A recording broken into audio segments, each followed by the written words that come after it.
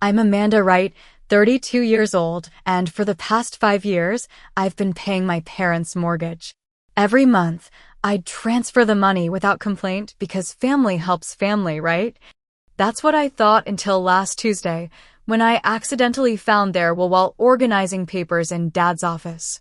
There it was in black and white, 100% of assets to our son Eric Wright. Not a single mention of me anywhere. After years of financial and emotional support, this was how they valued me. Before I tell you what happened next, let me know where you're watching from and hit that subscribe button. Trust me, you'll want to hear how I responded when my mom texted about their overdue mortgage.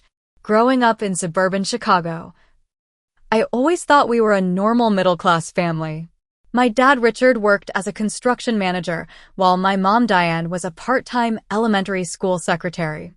Our modest two-story house wasn't fancy, but it was comfortable and filled with family photos that projected an image of perfect harmony. From an early age, I noticed the difference in how my parents treated me versus my brother Eric, who was 4 years younger. While they never said it outright, their actions spoke volumes. Eric was the golden child, the boy they'd always wanted after having me. When he brought home C grades, they'd celebrate by taking him for ice cream. When I brought home straight A's, it was simply expected. "Of course you did well, Amanda. You always do," my mom would say with a dismissive wave. I started working at 15, babysitting for neighbors, and then getting a job at the local grocery store by 16. Every summer and weekend, I was working while maintaining my position at the top of my class. Meanwhile, Eric spent his time playing video games and hanging out with friends. When he wrecked his first car at 17, my parents immediately bought him another one. I saved for 3 years to buy my used Honda. College was a similar story. I earned scholarships that covered about half my tuition at University of Illinois, but I still graduated with $32,000 in student loans. I worked throughout college, sometimes juggling 2 part-time jobs with a full course load. Eric, on the other hand, went to a more expensive private college because he needed the college experience, according to my parents. He dropped out after 3 semesters, having racked up significant debt with nothing to show for it. After earning my accounting degree, I pursued my MBA and became a certified financial planner. Each step forward was the result of countless late nights, sacrificed weekends, and relentless determination. I moved to Boston for a job at a respected financial firm, slowly building my career and client base. Despite the distance, I called my parents twice a week and visited at least 5 times a year. Everything changed around 2008 when the recession hit. Dad's construction work slowed dramatically, and then he injured his back on a job site. The combination of reduced income and mounting medical bills put my parents in a precarious financial position. They were too proud to admit how bad things had gotten until I visited for Thanksgiving and found a foreclosure notice on their kitchen counter. "Why didn't you tell me?" I asked, holding up the paper. "We didn't want to worry you," Mom said, her eyes downcast. "You've always had enough on your plate." That night, I looked at my own finances. At 27, I was finally getting ahead. My student loans nearly paid off, and I had started building a modest retirement fund. Without hesitation, I set up automatic transfers to cover their $1,800 monthly mortgage payment. It was tight on my budget, but family comes first. What started as a temporary arrangement to get them through a rough patch became a permanent responsibility. Beyond the mortgage, I found myself covering unexpected medical bills, car repairs, utility payments, and more. On average, I was sending them about $2,300 every month, nearly a third of my take-home pay. Meanwhile, my own life was on hold. I lived in a small 1-bedroom apartment while my peers bought homes. I drove the same reliable but aging car. Vacations were rare, and when I did take them, I'd often spend half the time helping my parents with various issues. Eric's life took a different path. After dropping out of college, he bounced between jobs, never staying anywhere longer than a year. He tried starting a sports memorabilia business that failed within 6 months. Then there was his brief career as a day trader, which ended with significant losses. Through each failure, my parents supported him emotionally and, I suspected, financially. Despite his spotty employment history, Eric somehow maintained a luxury apartment in downtown Chicago and drove a BMW. Whenever I questioned how he afforded these things on his irregular income, my parents would change the subject or say vague things like, "Eric has his ways," or "he made some good investments." During this time, I met Jason, an architectural engineer who understood my family obligations. Unlike previous boyfriends who couldn't comprehend why I sent so much money to my parents, Jason supported my decisions while gently encouraging me to consider my own future too. "You're the most generous person I know," he told me one night after I'd just transferred extra money for my dad's new prescription. "But I worry you're sacrificing too much of your future." I brushed off his concerns, though deep down, I knew he had a point. Still, what choice did I have? They were my parents, and they needed help. The emergencies seemed endless. When Mom needed emergency dental surgery not covered by insurance, I provided $4,200. When their furnace died in the middle of a Chicago winter, I paid the $5,700 for a new system. When Dad's car transmission failed, I sent $3,800 for repairs. Every time, they expressed gratitude, but it always felt temporary, like I was an ATM rather than a daughter making significant sacrifices. Eric rarely contributed to these emergencies. His standard excuse was that he was between opportunities or waiting on some investments to mature. My parents never pressed him the way they'd call me immediately when a bill came due.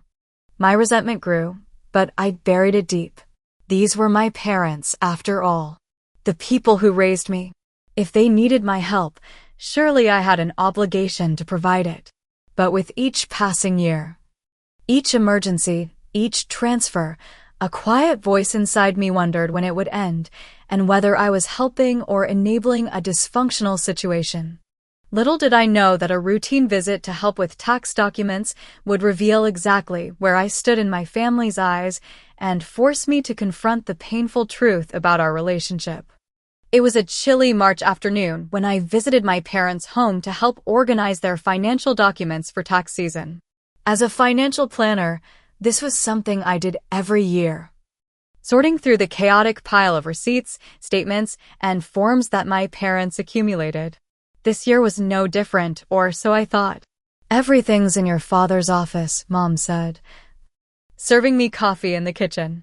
"He's tried to organize it a bit this time, but you know how he is." Dad's office was a small converted bedroom that had once been mine. The walls were still the light blue I'd painted them before leaving for college. His desk was covered with papers, and several cardboard file boxes sat on the floor.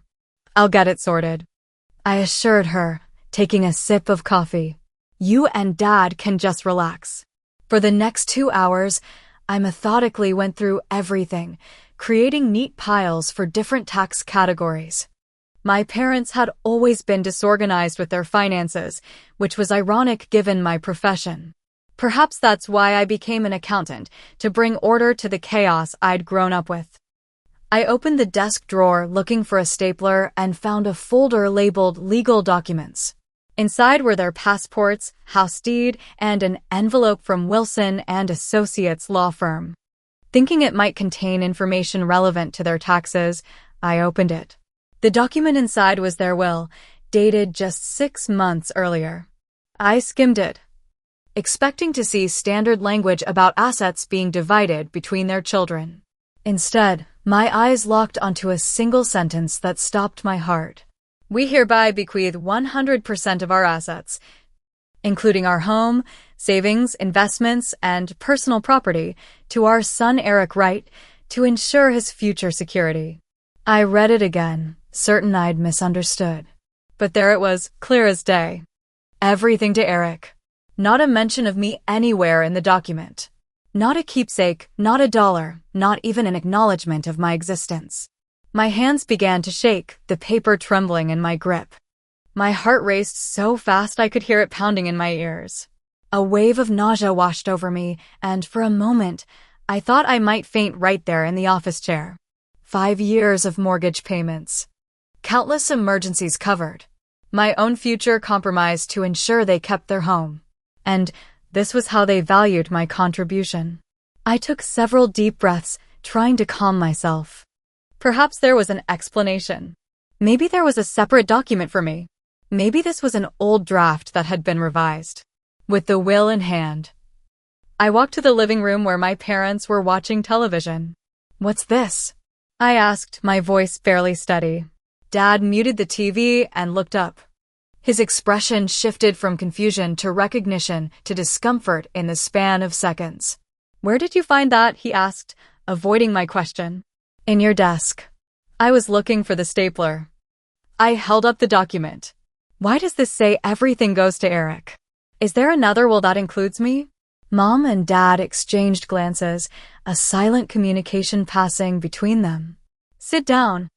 "Amanda," Dad finally said, gesturing to the armchair across from them. I remained standing. "I'd rather hear the explanation first." Dad sighed heavily. "It's not that we don't love you, Amanda. You know that. But Eric, he needs the safety net more than you do. You've always been the responsible one, the capable one. So I'm being punished for being responsible?" My voice cracked. "For being capable?" "It's not a punishment," Mom interjected quickly. "It's just that you've built such a successful life for yourself. You have a great career, savings, a future. Eric has always struggled. We need to make sure he's taken care of." I couldn't believe what I was hearing. "And what about the fact that I've been paying your mortgage for 5 years? That I've covered every emergency, every unexpected expense? Does that count for nothing?" "That was temporary help," Dad said dismissively. "We appreciate it, of course. But this is about the long term. About what's best for the family." "What's best for the family?" I repeated numbly. "Or what's best for Eric?" "You're being dramatic," Mom said. "We knew you'd take it like this, which is why we didn't tell you." "How exactly should I take it?" "That after sacrificing my own financial security to help you, you've decided I don't deserve anything? Not even a mention in your will." Dad stood up, his face reddening. "This is our decision, Amanda. Our money, our house, our choice. I'm sorry if you don't like it, but that's how it is." I felt tears welling up, but refused to let them fall. "I see. Well, thank you for the clarity." I placed the will on the coffee table and walked out, ignoring their calls to come back and talk. In my car, I finally let the tears flow, great heaving sobs that shook my entire body. I felt betrayed, used, and utterly undervalued. That evening, I met my best friend Stephanie at a wine bar near my apartment. I needed to talk to someone before I exploded. "They did what?"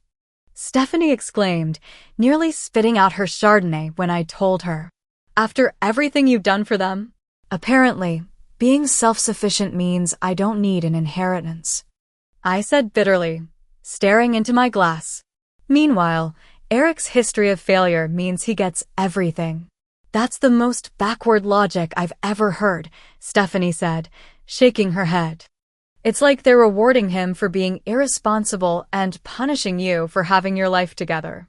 When I called Jason later that night, his reaction was even more vehement.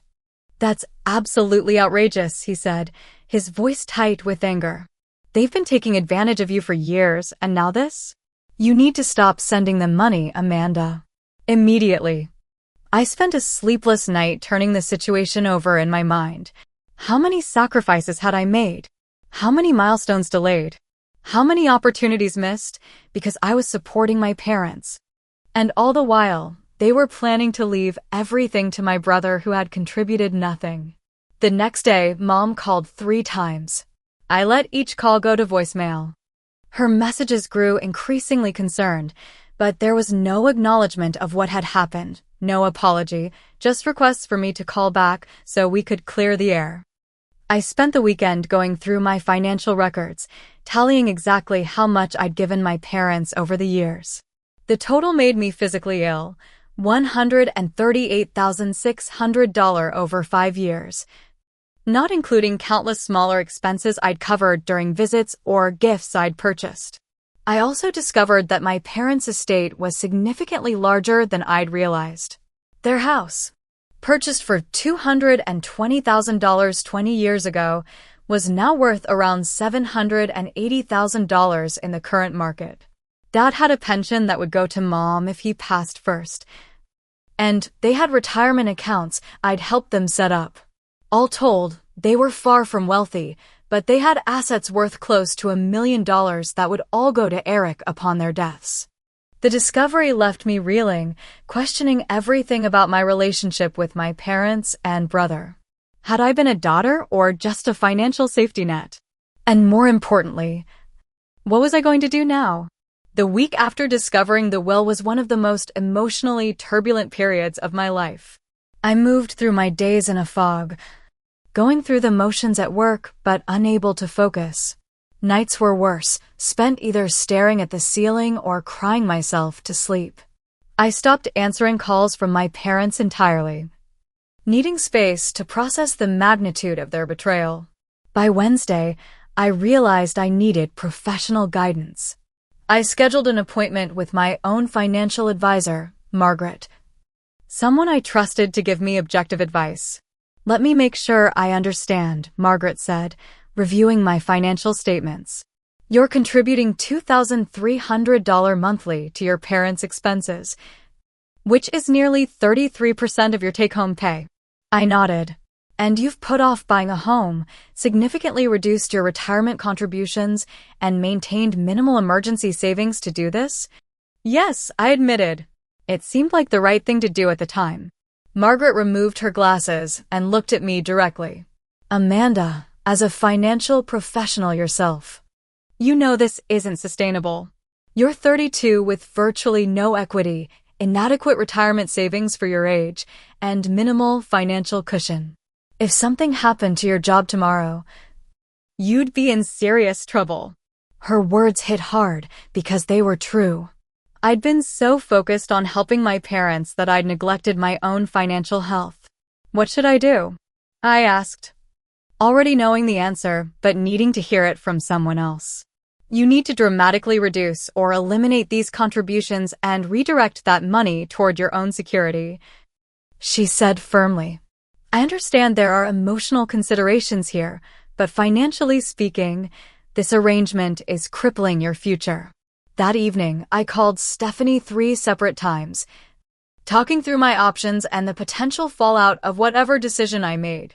"I'm afraid they'll lose the house," I confessed during our third call. "That's not your responsibility," Stephanie insisted. "They're adults who made financial decisions.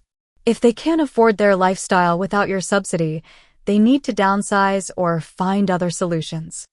Your brother could help if things are that desperate." Jason was even more direct when we spoke. "They've taken advantage of your generosity for years, and now they've made it clear where you stand in their priorities. You need to stop the financial support immediately." Cold turkey. Part of me knew they were right, but another part struggled with the idea of simply cutting my parents off. Despite everything, they were still my parents. I couldn't bear the thought of them losing their home because of my decision. After days of deliberation, I decided on a middle path. I would withdraw my financial support gradually, giving them time to make adjustments. It wasn't the clean break Jason and Stephanie advocated for, but it felt more humane. I spent hours drafting an email to my parents, rewriting it multiple times to find the right tone. I wanted to be clear about my boundaries without explicitly mentioning the will, at least not in writing. The final version read, "Dear Mom and Dad, after careful consideration of my own financial situation, I need to inform you that I will no longer be able to provide the level of financial support I have been contributing. Effective immediately, I will be reducing my monthly contribution by 50%. In 3 months, I will need to cease contributions entirely. This decision hasn't been made lightly, But I need to prioritize my own financial future, including retirement planning, emergency savings, and possibly purchasing a home in the coming years. I understand this will require adjustments on your part, and I'm willing to help you explore options such as refinancing, downsizing, or seeking assistance programs if needed. Amanda. I hit send before I could change my mind, then turned off my phone, anticipating their reaction. The response came faster than I expected. Dad called barely 15 minutes later, leaving a voicemail filled with anger and accusations of abandonment. "After everything we've done for you," he said, his voice shaking with emotion, "this is how you repay us? By leaving us high and dry when you know we depend on you." Mom took a different approach, sending a series of text messages designed to trigger guilt. "I don't know how we'll manage," one read. "Your father isn't sleeping from worry. Is this really what you want to do to us?" The messages were so overwhelming that I temporarily blocked their numbers, needing space for my own mental health. I felt simultaneously liberated and terrified by my decision. The first month of redirecting $2,300 to my own savings account felt strange. I kept expecting an emergency that would force me to send the money to my parents anyway. When no such emergency materialized, I began to understand just how much my financial health had been compromised by my support of them. The stress took a physical toll. I developed insomnia, lost my appetite, and found myself constantly on edge. Recognizing these symptoms, I scheduled an appointment with a therapist, Dr. Martinez, who specialized in family dynamics. "What you're experiencing is a normal response to setting boundaries with family," Dr. Martinez explained during our first session. "Especially when those boundaries involve financial support that's been established over years." "I feel so guilty," I admitted. "Like I'm abandoning them." "Let's reframe that," she suggested. "You're not abandoning them. You're requiring them to take responsibility for their own finances, just as they've apparently expected you to do for yourself." Her perspective helped. But the situation grew more complicated when my Aunt Helen, my mother's sister, called me out of the blue. "Your mother asked me not to contact you," she began, "which is precisely why I'm calling." "What's going on, Amanda?" "Your parents are telling everyone you've abandoned them financially without warning." I explained the situation, including the discovery of the will. Aunt Helen's gasp was audible. "I had no idea," she said, sounding genuinely shocked. "That's completely unfair, especially given how much you've helped them." She revealed something I hadn't known. My parents had given Eric $50,000 3 years ago for his failed sports memorabilia business. Money they'd claimed came from a small inheritance from a distant relative. There had been no inheritance. They'd taken a home equity loan, which explained why their mortgage balance had increased despite my payments. As the first missed mortgage payment resulted in a notice from the bank, family gossip about me abandoning my parents spread. No one except Aunt Helen knew about the will situation, as my parents controlled the narrative. Meanwhile, Eric remained completely uninvolved, either oblivious to the situation or deliberately staying out of it. "Your brother stopped by yesterday driving a new car," Aunt Helen mentioned during one of our calls. "He didn't seem concerned about your parents' financial situation at all." The contrast between my brother's apparent prosperity and my parents' financial distress only reinforced my decision, though it didn't make it any easier to bear the emotional consequences. 2 months passed since I had reduced my financial support to my parents. The communication from them had evolved from angry and accusatory to increasingly desperate. My mother, usually private about family matters, began posting passive-aggressive comments on social media about ungrateful children and family loyalty, thinly veiled references to me that friends and relatives could easily decipher. My father left voicemails describing the potential foreclosure process in detail, emphasizing how they might lose the home where I grew up. "Is that what you want?" he asked in one particularly painful message. "To see your childhood home sold at auction because you've decided we don't matter anymore." Despite the emotional toll, I maintained my boundaries. I had redirected the money I usually sent them into a separate savings account, which had already accumulated over $4,600. Seeing that balance grow gave me a sense of security I hadn't experienced in years, even as guilt continued to gnaw at me. As Thanksgiving approached, family tension reached its peak. Traditionally, we gathered at my parents' home, but this year, Aunt Helen volunteered to host, sensing that neutral territory might help ease the conflict. "I think you should come," she told me during a phone call. "It might be a chance to clear the air, and I'll be there to mediate if things get heated." Despite my anxiety about facing my parents and potentially Eric, I agreed. Jason offered to accompany me for moral support, but I decided this was something I needed to face alone. The day arrived with a knot of dread in my stomach. I brought a bottle of wine and a homemade pie, clinging to normal holiday rituals like a lifeline. When I arrived at Aunt Helen's modest suburban home, my parents' car was already in the driveway. Eric's BMW was nowhere to be seen. "He's running late," Aunt Helen explained when I asked about Eric's absence. "Something about traffic from the city."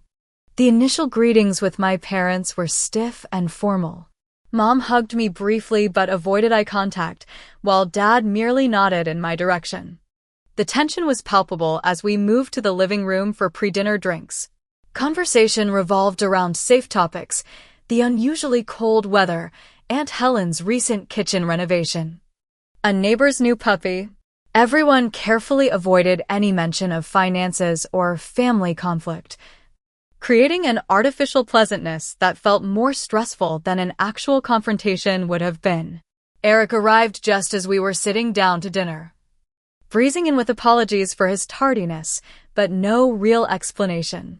He hugged our parents warmly and gave me a casual nod, seemingly oblivious to the underlying tension.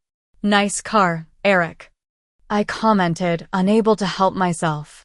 "Is it new?" "Just got it last month," he replied with a grin. "Got a great deal." My parents exchanged uncomfortable glances, but said nothing. Dinner proceeded with the same forced normalcy, everyone passing dishes and complimenting Aunt Helen's cooking while avoiding substantive conversation. It wasn't until dessert that the facade began to crack. "So, Amanda," Eric said, helping himself to a large slice of pumpkin pie, "Mom and Dad mentioned you've been too busy to help them out lately. Work must be crazy, huh?" The way he phrased it made it clear he had no idea about the financial support I'd been providing for years. I looked from him to my parents, who suddenly seemed intensely interested in their dessert plates. "Eric," I said carefully, "do you know I've been paying Mom and Dad's mortgage for the past 5 years? His fork paused midway to his mouth. "What? No way." "Yes way," I confirmed. "Along with medical bills, car repairs, utilities, about $2,300 every month." Eric's expression shifted from disbelief to confusion. He turned to our parents. "Is that true?" Dad cleared his throat. "Amanda has helped us out from time to time when things were tight." "From time to time?" I echoed incredulously. "Try every single month for 5 years.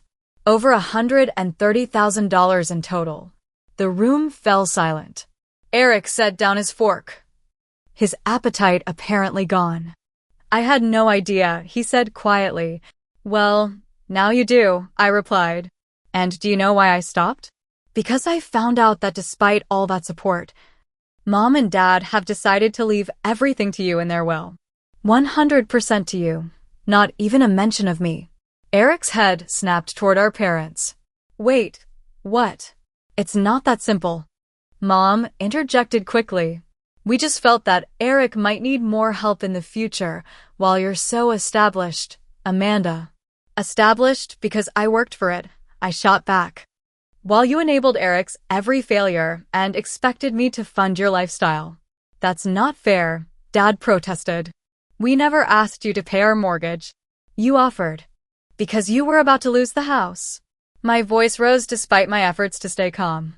"And yes, I offered, but you certainly had no problem accepting month after month, year after year.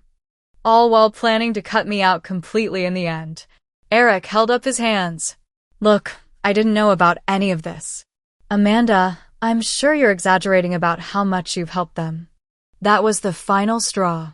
I pulled out my phone, opened my banking app, and pushed it across the table to him. Look at the transfers yourself. Every month, without fail. As Eric scrolled through the evidence, his face paled.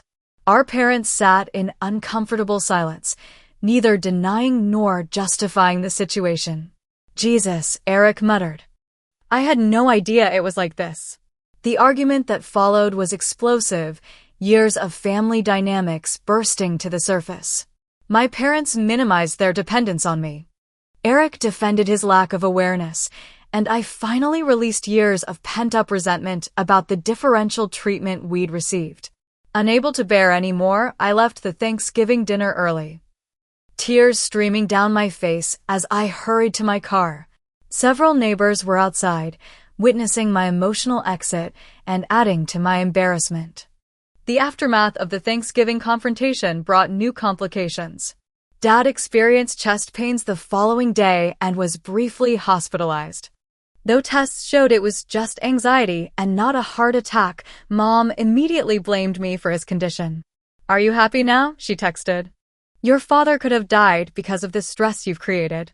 Eric, perhaps feeling some guilt about his ignorance of the situation, offered to loan our parents money for 1 month's expenses, but made it clear he couldn't commit to ongoing support.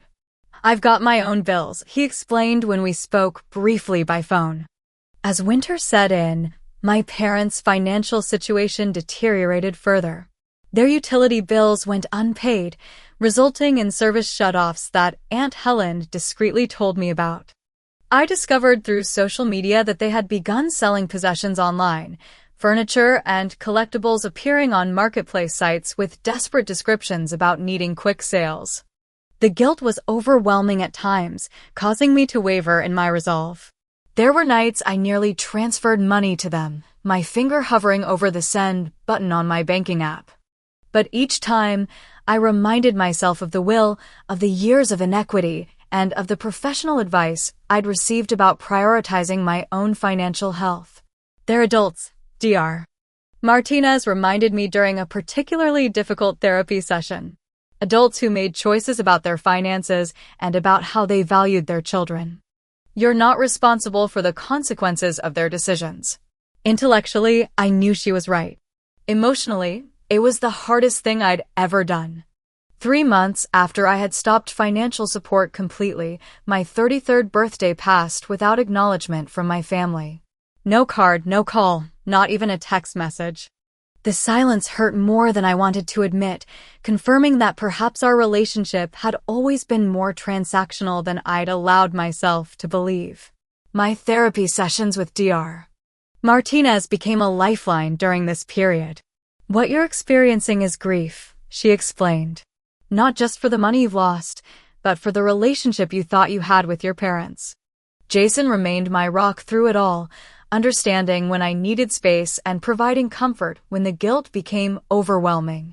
On a snowy evening in February, he surprised me with dinner at our favorite restaurant, where he proposed with a simple but elegant ring. You deserve someone who values you completely, he said as he slipped the ring onto my finger. Who sees your generosity as strength, not something to be exploited. The engagement brought unexpected joy during the darkest period of my family estrangement. I posted a single photo on social media announcing our engagement, not expecting any response from my parents. They didn't congratulate us directly, though Mom liked the post, her first interaction with me on any platform in months. Then came the text that would change everything. It was a Tuesday evening in March, almost exactly a year since I'd discovered the will. My phone buzzed with a message from my mother. The mortgage is due. They're threatening foreclosure. No greeting. No acknowledgement of my engagement. No inquiry about my well-being. Just a financial demand disguised as a crisis notification. I stared at the message, a flood of emotions washing over me. Anger that this was how she chose to break the silence. Hurt that she saw me only as a financial resource. resolve that had strengthened over months of reflection and therapy. I typed several responses, deleting each one. I'm sorry to hear that. Too passive. What would you like me to do about that? Too confrontational. Have you spoken with Eric about this? Too indirect. Finally, I settled on the simplest, most direct response. Ask the heir. I sent it. Then silenced my phone and went to dinner with Jason, leaving it in the car so I wouldn't be tempted to check for replies. When I returned 2 hours later, I had 17 missed calls and numerous text messages.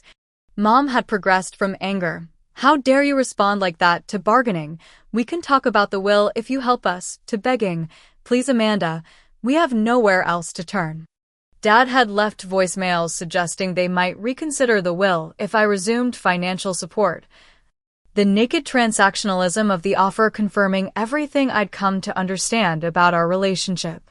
Most surprisingly, Eric called me directly for the first time since Thanksgiving.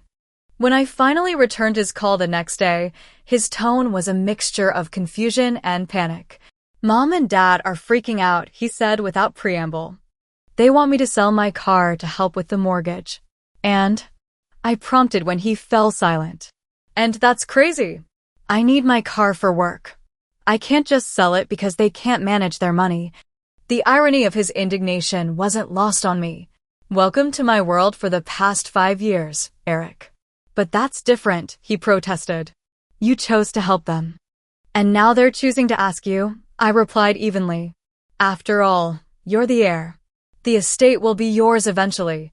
Consider it an advance on your inheritance. His uncomfortable silence spoke volumes. Look, can't we figure something out? Maybe we both chip in a little. I've already chipped in over $130,000. I reminded him. It's your turn now. The conversation ended awkwardly, but it was clear that for the first time, Eric was facing the reality of financial responsibility for our parents. A week later, Aunt Helen called to suggest a family meeting at her house to resolve the situation once and for all. She had spoken with all parties individually and believed a mediated discussion was the only way forward. Against my better judgment, I agreed. Before attending, I prepared extensively, reviewing financial records and setting clear boundaries in my mind about what I was and wasn't willing to discuss or concede. When the day arrived, I was the first to arrive at Aunt Helen's house, followed shortly by my parents. Eric was late again, pulling up in his luxury car, the irony apparently lost on him given the nature of our meeting. As we gathered in Aunt Helen's living room, the tension was thick enough to cut with a knife. What happened next would forever change the dynamics of our family. Aunt Helen's living room felt too small for the emotions filling it. She had arranged the furniture so we all faced each other, nowhere to hide, no way to avoid the confrontation that was long overdue. A pot of coffee and plate of untouched cookies sat on the coffee table between us. Thank you all for coming, Aunt Helen began, assuming the role of moderator. I think it's time we address everything openly. No more secrets, no more separate conversations. My parents sat close together on the sofa, looking older than I remembered. Dad's face was drawn, the lines around his mouth deeper. Mom clutched a tissue, already dabbing at her eyes though no tears had fallen yet. Richard, Diane, Aunt Helen addressed my parents. I think you should start by explaining your financial situation honestly. All of it. Dad cleared his throat, looking at the floor rather than at me. Things have been worse than we let on. He admitted. The mortgage is 3 months behind now. We've received the final notice before foreclosure proceedings begin. But why? I asked, trying to keep accusation from my voice. Even without my contribution, your combined Social Security and Dad's pension should cover the mortgage. My father's face flushed. There were other debts. Credit cards mostly. And the home equity loan. The one you took out for Eric's business? I prompted. Mom's head snapped up. How did you know about that? I have my sources, I said, glancing at Aunt Helen. The question is why you hid it from me while asking me to pay the mortgage.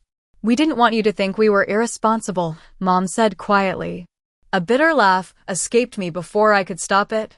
So instead, you let me think I was helping you stay afloat when actually I was subsidizing your decision to fund Eric's failed business venture? Eric shifted uncomfortably in his chair, but remained silent. It wasn't just that, Mom continued, her voice small. I was jealous of you, Amanda. The admission stunned me into silence. You've accomplished so much, she continued. College, career, financial independence. I never had those things. I married young, had children right away.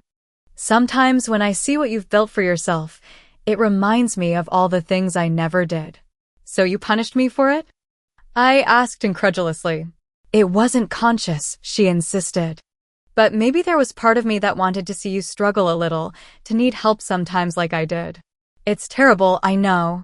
Her honesty was both refreshing and devastating. Before I could respond, Eric spoke up.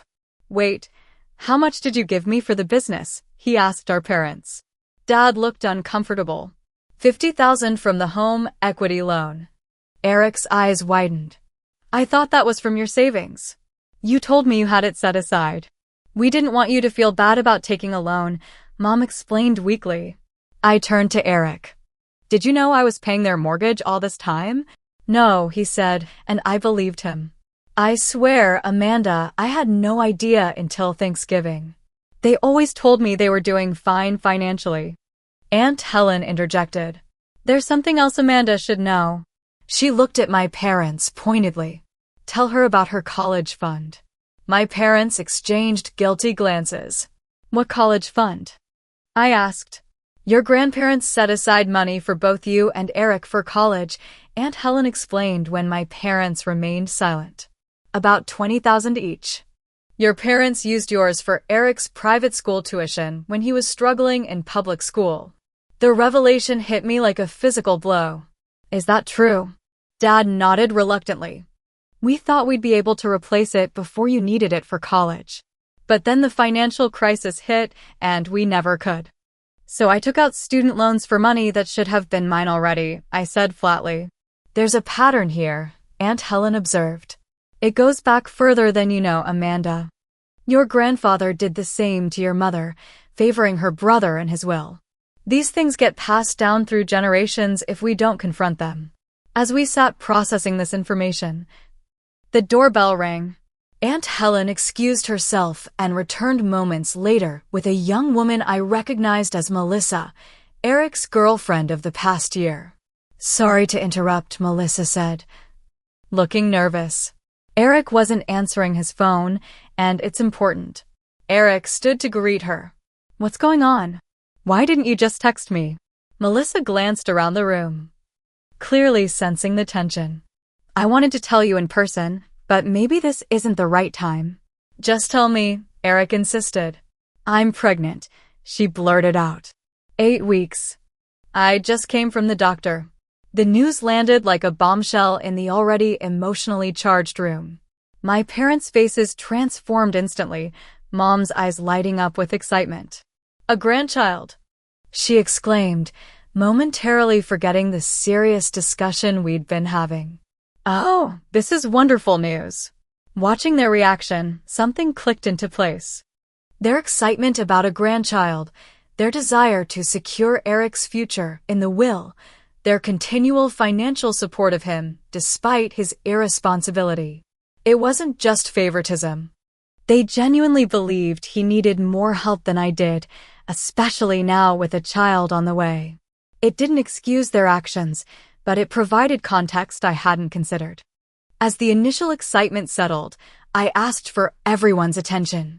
It was time to say what I needed to say. I've spent my entire adult life trying to prove my worth to you. I addressed my parents directly, my voice surprisingly steady despite the emotion behind it. Academically, professionally, financially. I've sacrificed my own security to ensure yours. And all the while, you've taken what I offered while planning to leave me nothing in return. I took a deep breath before continuing. It's not about the money or property itself. It's about what it represents. You've shown me exactly how you value me compared to Eric. And while I understand your desire to provide for him, especially now with a baby on the way, your approach has been deeply hurtful and unfair. For the first time, I saw genuine remorse in my father's eyes. My mother was openly crying now. We never meant to hurt you, Dad said softly. We just thought, you were so capable, so strong. You didn't need us the way Eric did. Everyone needs to feel valued, I replied. Everyone needs to know they matter. Eric stood up suddenly. I want to say something. He looked directly at me. I'm sorry, Amanda. I had no idea what you've been doing for Mom and Dad all these years. And I definitely didn't know about the will situation until Thanksgiving. It's not right, and I should have said that sooner. His apology seemed sincere, though it had taken months and a major family confrontation to elicit it. We could change the will, Dad offered hesitantly. Make it 50-50 between you two. I shook my head. That's not good enough. This isn't just about the will anymore. It's about the whole dynamic of our family, the way responsibilities and resources have been distributed unfairly for years. I pulled out a folder containing the proposal I'd prepared. I have a different suggestion. A comprehensive plan for family financial boundaries moving forward. My proposal was straightforward. If my parents truly needed financial assistance, it should come equally from both Eric and me. I would match whatever contribution he made, dollar for dollar, up to a reasonable limit. Additionally, they needed to downsize to a more affordable home, using the equity to pay off their debts. Finally, the will should acknowledge both children equally. Or they could simply remove both of us and donate whatever remained to charity. This way, we're both invested, I explained. We both contribute, we both make sacrifices, and we both get recognized. Eric looked uncomfortable but nodded slowly. That seems fair. Though I don't know how much I can contribute right now with the baby coming. Welcome to adulthood, I said, not unkindly. We all have competing financial priorities. I've been balancing mine for years. After hours of discussion, tears, and painful honesty, we reached a tentative agreement. Aunt Helen helped us draft a simple document outlining our new financial arrangement, which everyone signed. As I prepared to leave, emotionally exhausted, but feeling a glimmer of hope for the first time in months, my mother embraced me awkwardly. I'm sorry, she whispered. We should have valued you more. It wasn't enough to erase years of hurt, but it was a start. The path to healing would be long and uncertain, but at least now we were walking it with our eyes open. 6 months after our family meeting at Aunt Helen's house, the landscape of our relationships had shifted dramatically.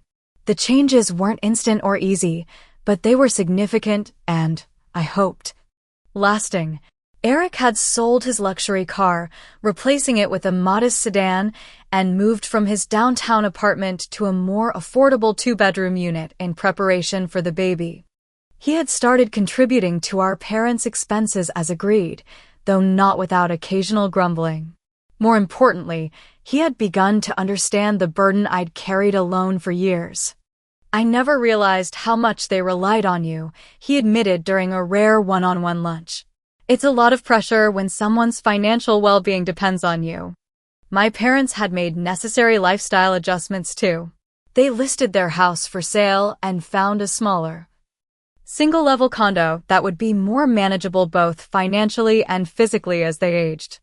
The sale of their home provided enough equity to pay off the remaining home equity loan and credit card debt, significantly reducing their monthly expenses. As promised, they revised their will with a new attorney, splitting their assets equally between Eric and me. I received a copy of the executed document, filed it away, and tried not to dwell on the fact that it had taken such extreme measures to achieve this basic fairness. My wedding planning proceeded without the financial stress that had initially shadowed our engagement. Jason and I set a date for the following spring, choosing a venue that reflected our values rather than straining our budget. To my surprise, my parents offered a modest contribution toward the wedding costs, which I accepted as the gesture of goodwill it was intended to be. Our family's first holiday gathering after the confrontation was a small Christmas dinner at my apartment. The conversation was sometimes stilted, the new dynamics still finding their equilibrium, but it was a vast improvement over the explosive Thanksgiving of the previous year. We exchanged modest gifts and made a conscious effort to focus on rebuilding relationships rather than rehashing old grievances. My work with Dr. Martinez continued, focusing less on the immediate family crisis and more on my long-term patterns of seeking validation through self-sacrifice. You're learning to value yourself regardless of external validation, she observed during one session. That's the real breakthrough here. The financial freedom I experienced after redirecting my resources toward my own future was transformational. I increased my retirement contributions, built a proper emergency fund, and even began volunteering as a financial literacy coach at a women's shelter, helping others avoid the pitfalls of financial codependency that had entangled me. In May, Eric's daughter Lily was born, a tiny, perfect addition to our complicated family. Holding my niece in the hospital, I felt a surge of love that transcended the disputes and disappointments of the past year. Want to hold your aunt? Eric asked the baby as he transferred her carefully to my arms. She's the smart one in the family. Learn from her, not me. The self-deprecating joke revealed how much had changed in our relationship. There was a new respect there, born from his growing understanding of the responsibilities of adulthood and parenthood. During a quiet moment at the hospital while my parents were in the cafeteria, Eric approached me with unexpected sincerity. I need to properly apologize to you, he said, looking more mature than I'd ever seen him. Not just for being oblivious about your financial support of mom and dad, but for years of taking advantage of the family dynamic without questioning it. I was selfish and entitled, and you paid the price for that. I'm truly sorry, Amanda. His apology, delivered without prompting and without audience, felt genuine in a way our previous conversations hadn't. Thank you, I replied simply. That means a lot. My relationship with my parents healed more slowly. Years of established patterns couldn't be rewired overnight, but there were promising signs of progress. My father's health improved as the financial stress eased, and he took up walking daily, losing weight and gaining energy. My mother surprised everyone by taking a part-time job at a local florist, finding satisfaction in work outside the home for the first time in decades. Most significantly, they began to acknowledge the favoritism that had shaped our family dynamics. We didn't see it clearly until everything fell apart. Mom admitted during a quiet conversation on my balcony, "We thought we were just responding to each of your needs differently, but we were creating those needs through our treatment." Jason and I moved into a larger apartment that summer, a stepping stone toward the house we hoped to buy within the next few years. On our first evening there, watching the sunset from our new balcony with a glass of wine in hand, I reflected on how much had changed in a single year. The healing process wasn't linear.